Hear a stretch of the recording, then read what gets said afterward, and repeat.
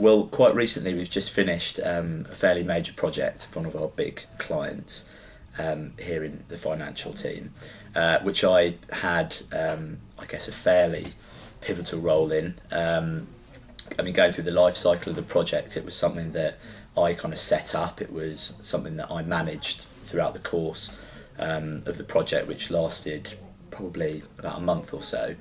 And just last week we actually gave the final debrief on the project. So what that involves is actually going to our clients' offices and really feeding back exactly what we found coming out of the project, which from a kind of qualitative research perspective is all about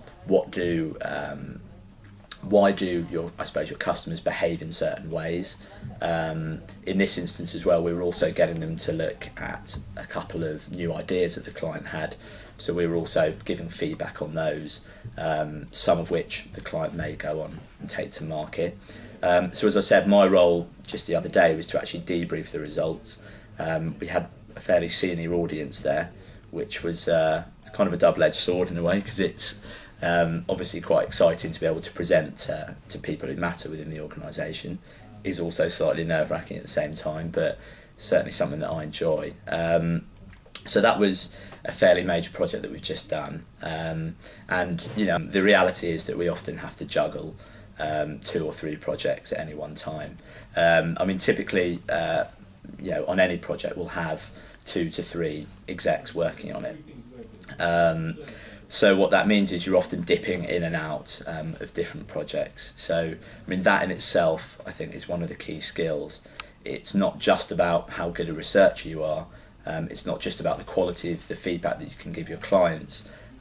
It's also about being able to kind of manage your time between 2 or 3 different projects, which can certainly be a challenge. And it's certainly something that takes a bit of getting used to. Okay. But it is what we do. Okay. And if you were going to be recruiting, Dan, for a researcher to join, what kinds of things would you be looking for? What we're really looking for is a very genuine enthusiasm for the role, and I think how that manifests itself usually is through a real curiosity in people, because that is essentially what we do. We seek to go out there, speak to people, speak to consumers, really try and understand what they're doing, why they're doing it, and give that information back to our clients in a way that makes sense. So first and foremost, it's about having a big curiosity for people, being outgoing, having that kind of personality that really clicks with people. Beyond that, I think any kind of relevant experience is always is undeniably a help.